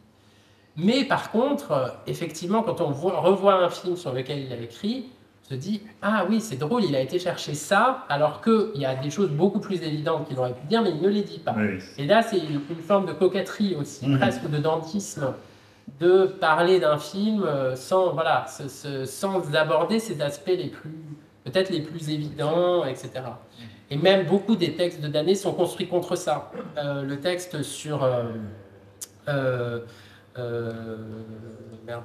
film de Kurosawa, Dersu Uzala, qui se présente comme une sorte de réunion politique entre la Russie et la Chine. Il dit, effectivement, on a l'impression qu'il y a ce truc un peu gluant, Et en fait, le film dit le contraire. Et je vais vous montrer pourquoi, et je vais vous montrer que c'est parce que la notion de hors-champ des deux personnages est contradictoire, et qu'il y en a un qui va manger l'autre. Et que celui qui va manger l'autre, c'est pas l'ours du film, mais c'est justement l'ours. Cet ours du film devient un ours en peluche, et il est bouffé par une vision, on va dire, générale, voilà, du cartographe et de celui qui n'est pas dans l'environnement réel. C'est peut-être sans doute pas très clair ce que je dis là, mais voilà, et cette manière qu'il a de toujours prendre de l'avance sur les autres et de commencer déjà en avance, qui fait qu'on a l'impression qu'il parle moins du film. Mais je pense que simplement, il va beaucoup trop vite. Oui, c'est un truc de vitesse aussi. Et après, c'est vrai que chacun de ces films donne, comme un bal donne, sur le cinéma dans son ensemble à un moment. Et il part quand même toujours du film, je trouve. Oui. Et c'est pas un prétexte. Je pense pas que le film soit un prétexte pour parler du cinéma. Je pense vraiment que, par contre, il peut pas s'empêcher effectivement de tracer une ligne entre les deux tout le temps. Oui, c'était ce que je voulais dire. Je ne disais pas que c'était un prétexte. Non. Je l'ai mal dit, mais ça n'est pas du tout, en effet. Mais effectivement, c'est très surprenant de voir les films sur lesquels, et là, je suis vraiment d'accord avec toi, de voir les films sur lesquels Dan a écrit après avoir lu, ce que j'ai beaucoup fait moi, par ailleurs, même si un des problèmes que j'ai eu à écrire, c'était d'écrire justement sur ça. Et j'en parle pas, en fait, de ça. Parce que, quelle serait la vision objective qu'on aurait d'un film ? Quelle serait la vision normale sur laquelle on pourrait dire, bon ben voilà la vision normale, et puis Dan a écrit ça, donc il n'est pas dans la vision normale. Très difficile à faire, en fait. Et c'était quasiment impossible. Donc finalement, c'est pareil. Je me suis dit, bon ben, c'est sa vision, donc on lui fait confiance. On le croit sur parole aussi, et on ne va pas remettre en cause ce qu'il dit, même si, sur Rossellini, il y a des choses très injustes, il y a des textes qui sont vraiment particuliers, que je trouve vraiment particulièrement injustes et qui sont dictés par des nécessités du moment. Et c'est important de le savoir aussi. C'est-à-dire pour ne pas faire de ce texte le damné de toujours, de 1962 à 92, qui aurait dit de Rossellini ça. Ça, c'est une des vertus ou des vices de ton livre, c'est de se rendre compte que c'est beaucoup plus difficile que ce qu'on pensait d'année. Enfin, il y a plus de choses derrière dans une critique que ce qu'on pouvait imaginer. Il y a des petites humeurs comme ça, des choses d'humeur, des enjeux peut-être de pouvoir, qui se cachent derrière une phrase, une allusion, qu'on n'avait pas forcément saisi dans un premier temps. Mais c'est aussi ce qui rend ces textes vivants, et au fond, ça donne une image de ces textes. Mais encore une fois, je ne pense pas qu'il faut forcément historiciser tous les textes. C'est le parti pris que j'ai pris moi, et je pense qu'il est intéressant. Mais encore une fois, je pense qu'on peut refaire beaucoup de choses avec ces textes.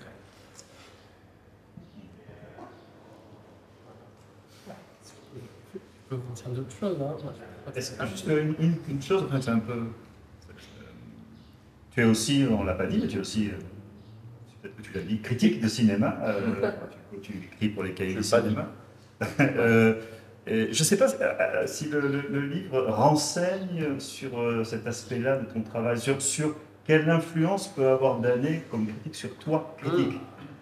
Ah, c'est compliqué. Hein. Oui, je sais. Mais Danet a lui-même une influence très surmoïque sur beaucoup de critiques de cinéma français, peut-être pas que français, j'en sais rien. Bon, quand on travaille sur...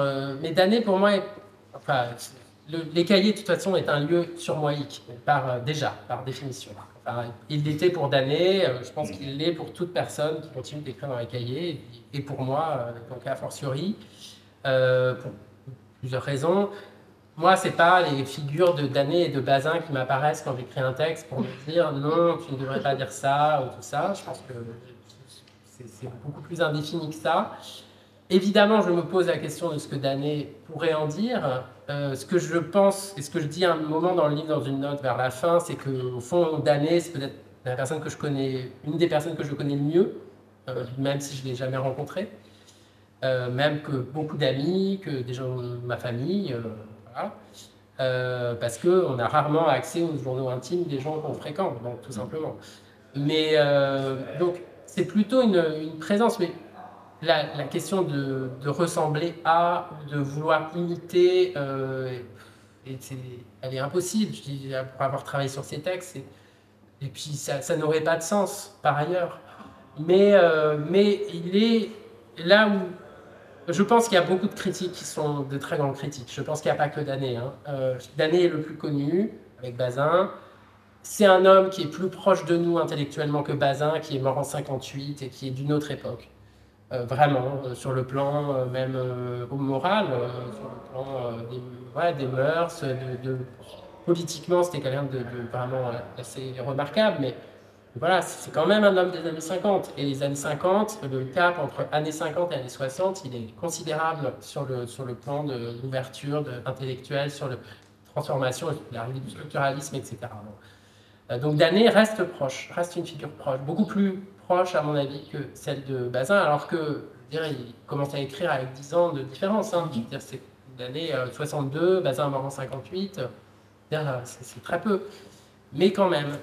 Et peut-être il y a ce côté queer aussi, malgré tout, qui s'imprime et qui aussi rapproche ça, j'en sais rien.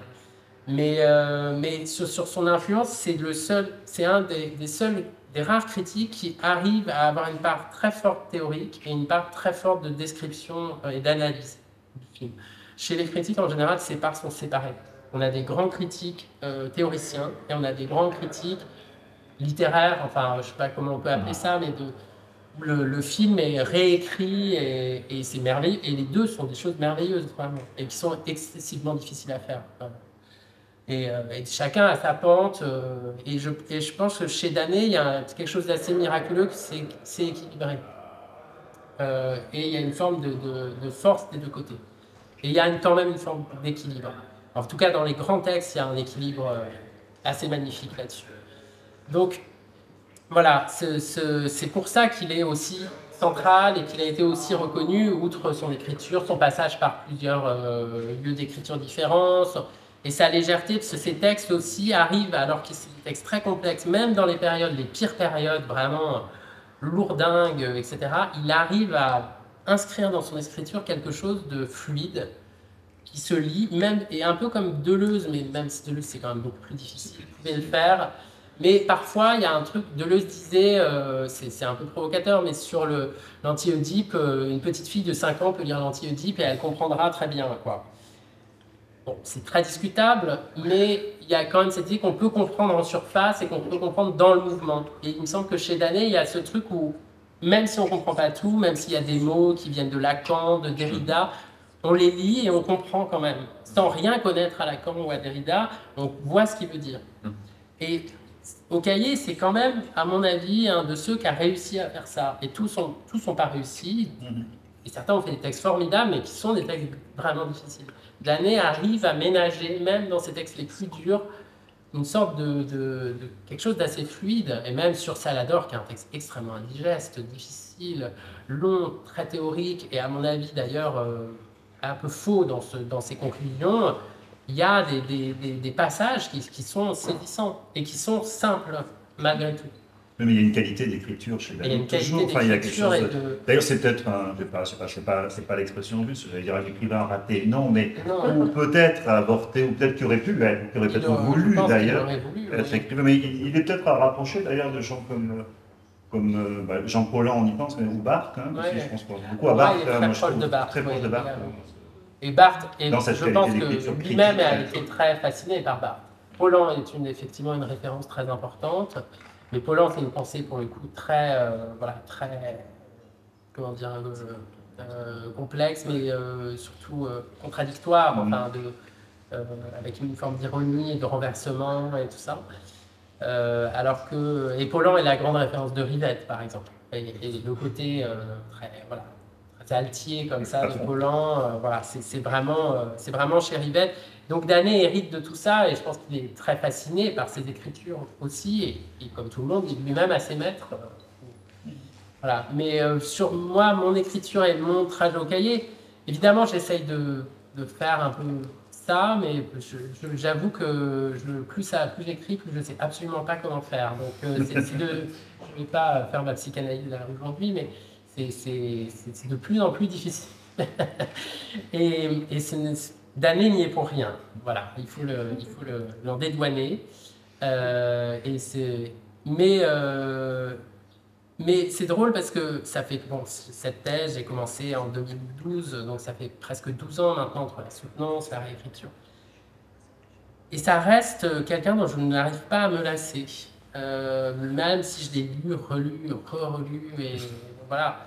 Peut-être je raconte beaucoup de choses, beaucoup la même chose quand j'en parle, mais je trouve que c'est vraiment quelqu'un d'inépuisable. Ça fait 3 fois que je le dis, mais il me semble que voilà, on peut se le réapproprier et ça restera jamais figé. Et ceux qui ont essayé de le figer, il reste, bon, voilà, quelques trucs, le cinéphis, et c'est pas faux non plus. C'est-à-dire que je pense que Danet, c'est pas pour rien que cinéphis, c'est à la fin de la rampe. Enfin, c'est déjà une première partie de mythologie qui va arriver plus tard. Mais il me semble qu'avec ce livre, on comprend ce qu'il va développer plus tard, d'où ça vient aussi. Alors je ne dis pas que toute son œuvre s'arrête à la rampe et qu'après il ne fait que réélaborer, mais il va quand même piocher dedans et ses ouvertures sont déjà là dans ses textes d'avant. Et il y a déjà des textes sur la télé, il y a déjà des textes sur la pub, sur Salador c'est un texte sur la pub en fait.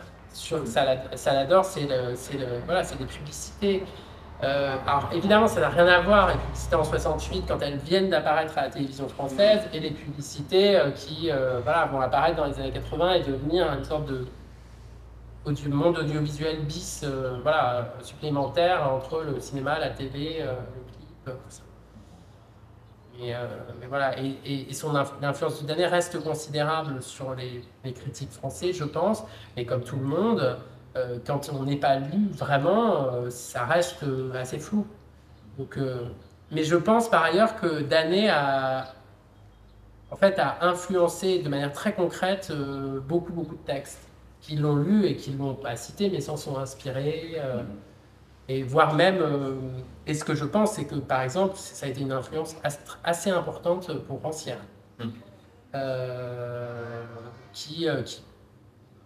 où je trouve que les textes qu'il a consacrés à Danet ne sont pas toujours les plus gentils, en tout cas, il est assez sévère avec lui, dans le numéro spécial Danet, et même s'il reconnaît son intelligence, bien entendu. Mais il a une manière quand même un peu distante de les voir, et je pense quand même que, notamment dans un texte, j'en parle un peu, il me semble que ça a quand même des résonances assez... voilà, une des résonances peut-être secrètes, je postule dans une partie de Rancière. Voilà, mais par ailleurs, voilà, ils se fréquentaient, donc il ne s'agit pas d'attribuer la paternité d'une idée à quelqu'un, quoi. Enfin, je sais plus, je cite je sais plus où, et je vais le dire maladroitement, mais Althusser, qui y a eu une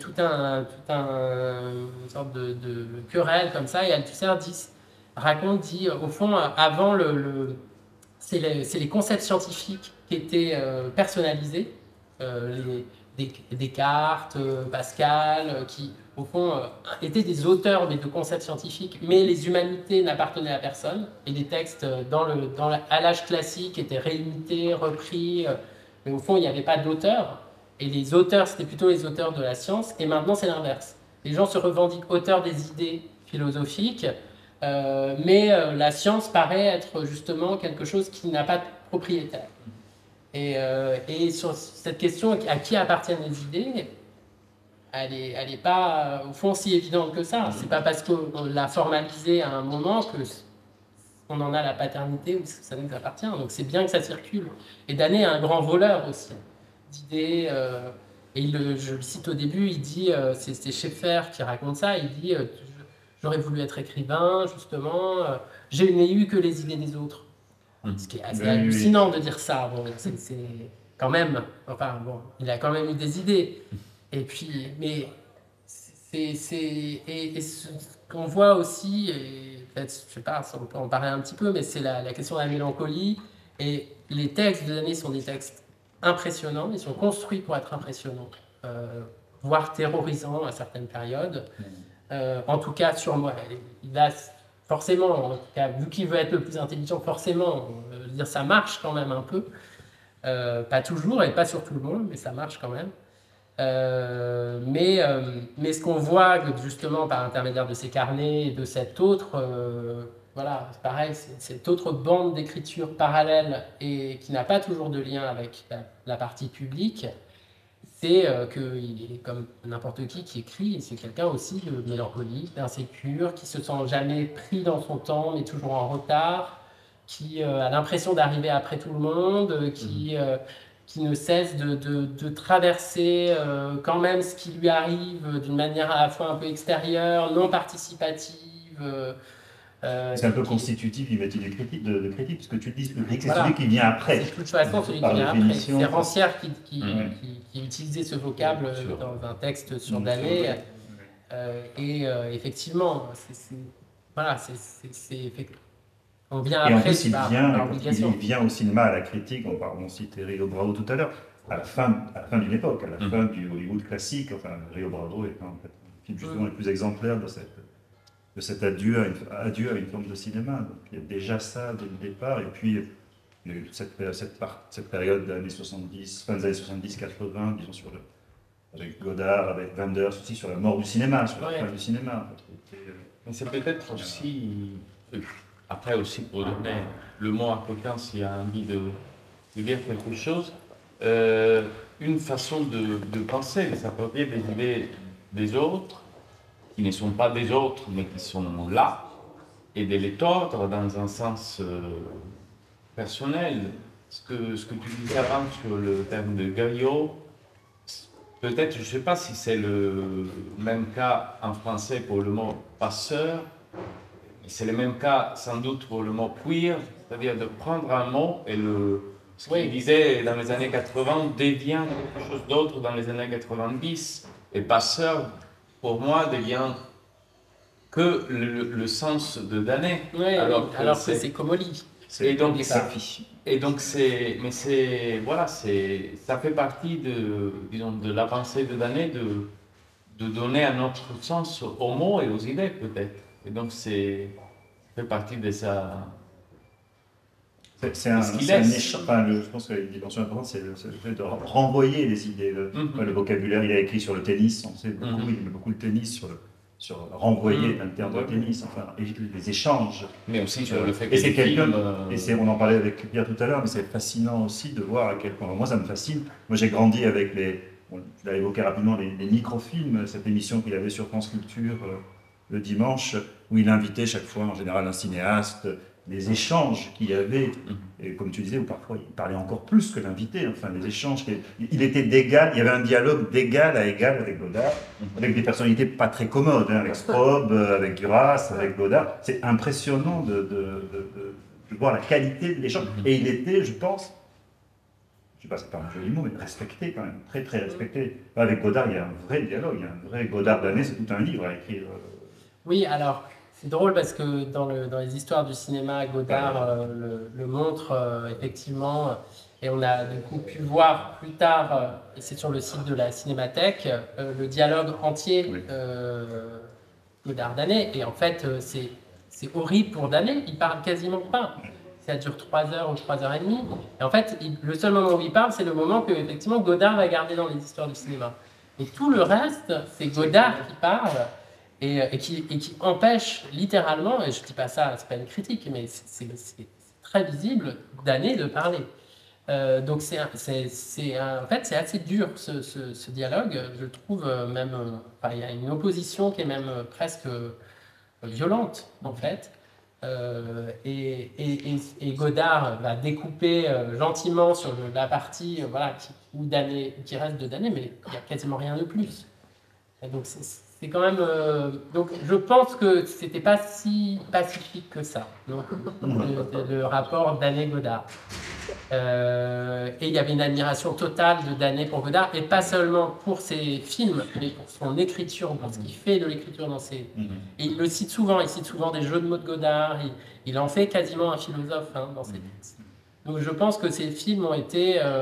Autant que ces textes, ces déclarations, tout ce qu'il y a autour des films de Godard ont été absolument essentiels pour Danet. Et c'est sans doute le cinéaste moderne qui a été le plus important, même si leur lien, je ne sais pas s'ils étaient si proches que ça même. Et je ne sais même pas si Danet était si proche de cinéastes. pense qu'il y avait une forme d'intelligence commune, mais je pense pas qu'il était du côté des cinéastes vraiment. Il s'identifiait à cette figure de l'auteur, mais il restait quand même un critique et un spectateur, je pense avant tout. Y compris, je pense, sur le plan amical. C'est-à-dire il y a Biette, qui était un cinéaste et qu'il a effectivement beaucoup défendu, mais il pouvait être assez, oui, il pouvait même être assez méchant hein, avec des gens qu'il aimait bien, certains films, des textes assez, voilà, sur Rivette notamment, sur La Belle Noiseuse, les derniers textes qu'il fait, c'est pas du tout, comment dire, affable. Ouais. C'est dans le trafic. Peut-être ça peut poser une question, mais peut-être marre. Moi j'ai une question. Oui. Tu en as déjà beaucoup parlé, mais je voulais te la poser plus directement. Comment tu qualifierais le style ou les styles de Danet? Et je parle de son écriture, bien sûr. Oui. C'est une question difficile, mais le style, il change un peu, effectivement, comme disait Eric. Entre les cahiers et Libération, bon, on ne s'adresse plus aux mêmes personnes, donc le style change. Libération, comme journal, a lui-même inventé une tradition d'écriture, et c'est pas que Danet y a participé, mais il a aussi fait partie de ce groupe, enfin, encore une fois. Et avant qu'il arrive, il y avait un côté très rigolo, très d'attaque, assez avec un jeu de l'ironie, voilà, une forme irrévérencieuse, on pourrait dire, même si c'est un terme qui paraît un peu publicitaire. Et Danet a quand même aussi été dans ce sens-là et a participé à ça et a créé ce qu'on appelle le style libé ou l'esprit libé. Mais il n'a pas été, c'est pas le créateur, encore une fois, il l'a créé avec d'autres, il l'a accepté. Et je pense qu'il s'est beaucoup amusé là-dessus, oui. Ça l'a beaucoup libéré, il a parlé de ça. Sur le style des cahiers, moi, ce que je trouve, j'en parle un tout petit peu, il y a deux petits passages sur le style dans mon livre, sachant que c'est une question qui est elle-même très complexe sur le plan littéraire, tout simplement, comment on qualifie le style de quelqu'un. Pour moi, c'est quelqu'un qui... les idées sont quand même un peu au centre, et il y a l'idée... Il a plein d'idées sur un film. En général, je sais pas, une dizaine, ce qui est énorme. Et il s'agit de... Et je l'ai fait ça j'ai fait un texte qui s'appelle Slalom, qui s'appelle Bouclage. Comment est-ce qu'on boucle un article et c'est une petite introduction à des textes de Danet dans Trafic. Et il me semble qu'il a ces idées qui plantent comme ça, et il se demande comment est-ce qu'on fait pour slalomer entre ces idées, et donc créer un texte qui soit en fait une manière de passer élégamment entre des choses que le film lui a donné à penser, et que d'autres, et donc des liens qu'il va faire avec tel ou tel auteur, philosophe, etc. Et comment est-ce qu'on fait passer tout ça là-dedans? Et tu as trouvé par exemple dans ces carnets une chose comme ça, genre idée, point, et après une deuxième écriture qui... Quand Danet prend des notes sur un film, il y en a quelques fois dans les carnets, effectivement. C'est vraiment... Alors, il faut dire un truc sur les carnets, c'est que les carnets sont écrits. C'est-à-dire c'est pas des brouillons, c'est pas des...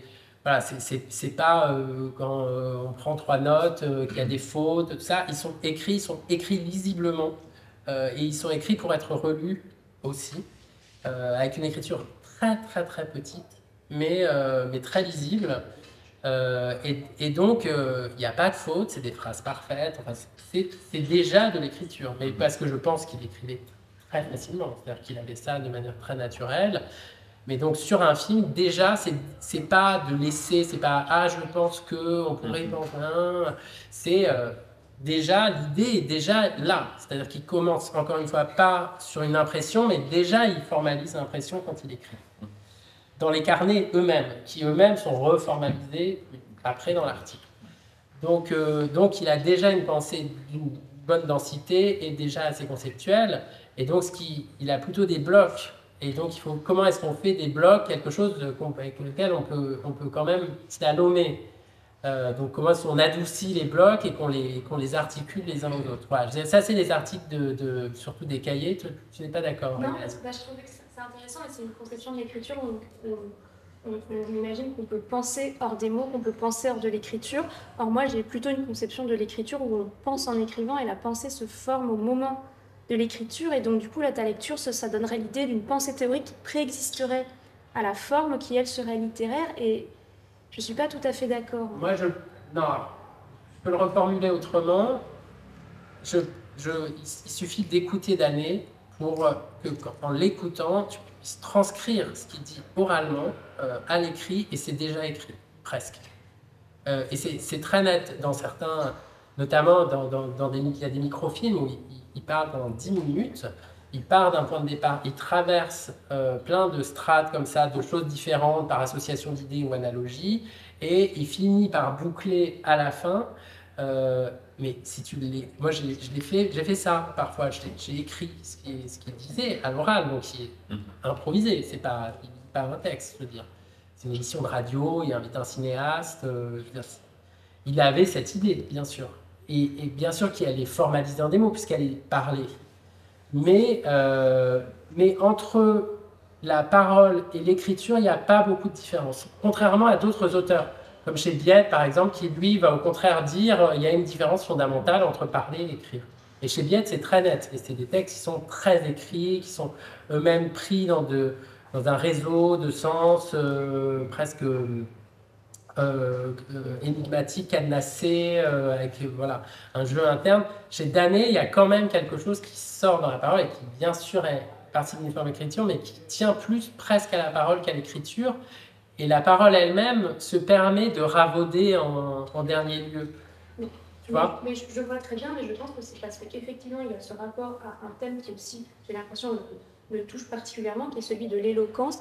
Et il a un rapport à l'éloquence qui me semble assez classique, assez ancien régime. Et il y a des gens comme ça, il n'y en a pas beaucoup de nos jours, et on en trouve encore qui parlent comme ils pensent, et où effectivement on sent une espèce de linéarité, de transparence dans la pensée, où ils sont déjà dans les mots au moment de la prise de parole, ils sont déjà dans un rapport écrit au langage. Et je trouve que chez Danet, il y a ce rapport à l'éloquence qui est très présent et qui contraste d'ailleurs avec un côté ludique. Et pour moi, c'est aussi ça qui fait la spécificité de son écriture d'un point de vue stylistique. Je trouve ça très intéressant.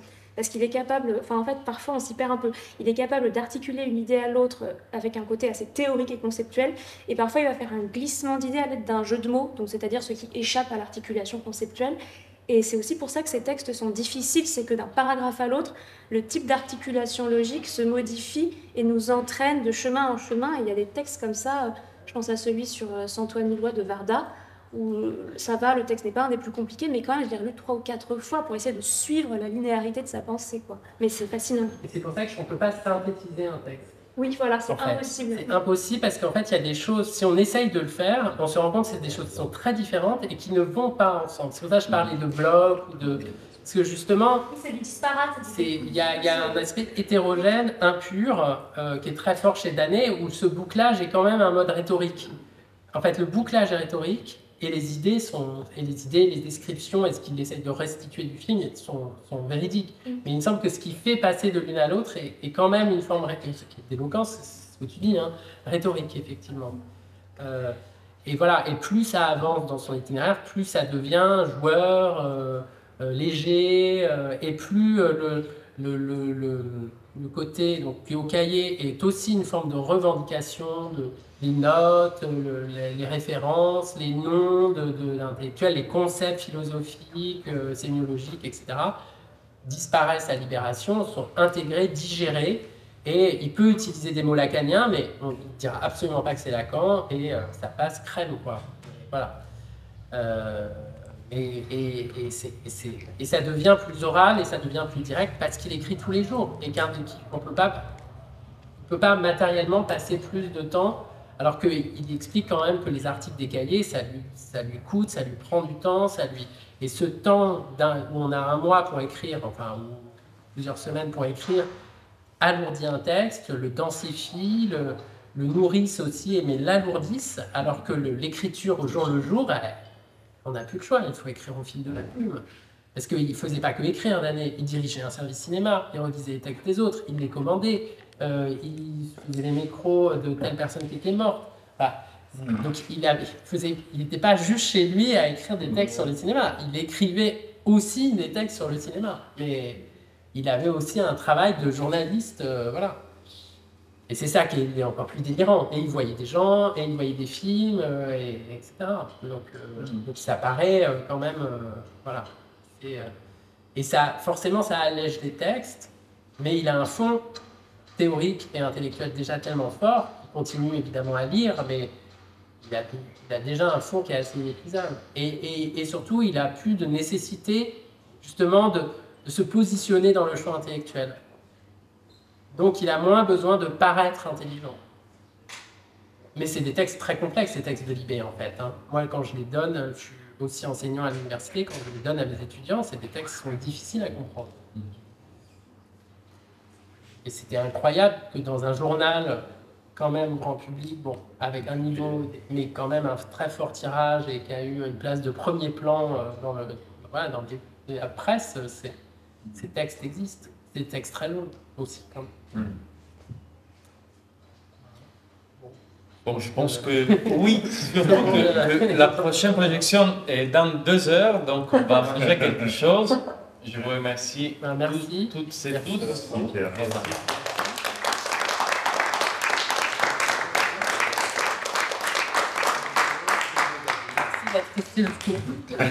Et donc j'ai un exemplaire, parce que j'ai une petite valise, donc j'ai amené un exemplaire. Si quelqu'un veut l'acheter, je peux même le dédicacer si ça vous amuse.